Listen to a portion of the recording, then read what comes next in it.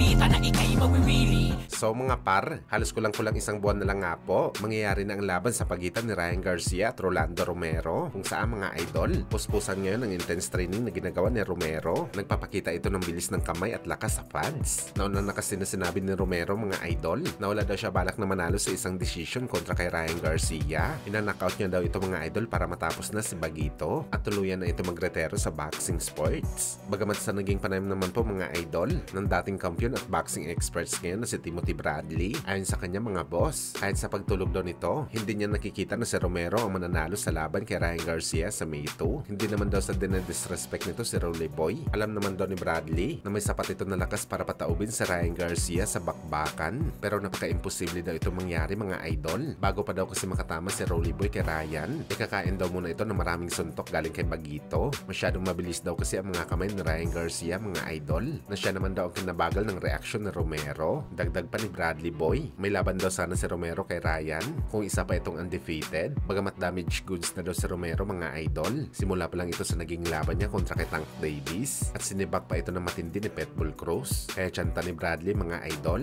hindi na daw lalagpas ng 6 na round si Romero, matutulog daw ito kay Ryan Garcia sa bakbakan.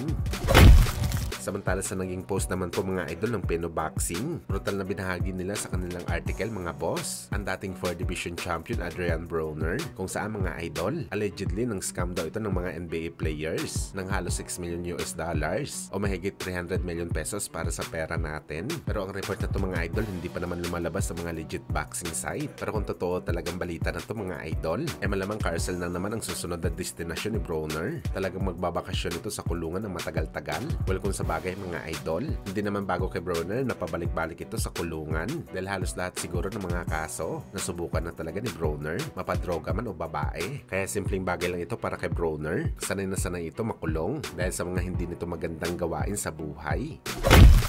Sa kabilang banda naman mga idol, sa naging panayam nga po ni Jeron Anis, isang linggo bago ito mapalaban kay Emantes Estañones sa unification fight, kung saan mga idol, pinangalanan nito ang kanyang top 10 best welterweight fighter, kung saan mga boss kinagulat natin ang naging listahan ni Jeron Anis dahil sa nilagay nito ang ating pambansang kamao Manny Pacquiao sa pang-3 spot, habang ang kababayan nito mga idol na si Floyd Mayweather Jr. number 6 lamang para kay Anis na the best 147 pounder. Akala natin mga idol, matik na papabor si Anis kay Floyd dahil bukod sa kababayan niya ito mga boss, isa din ito sa kanyang mga mentor. Pero mas matimbang pa pala kay Anis ang Pinoy legend at malamang pinagbasihan niya ito mga idol sa mga achievements ni Pacman bilang isang welterweight fighter.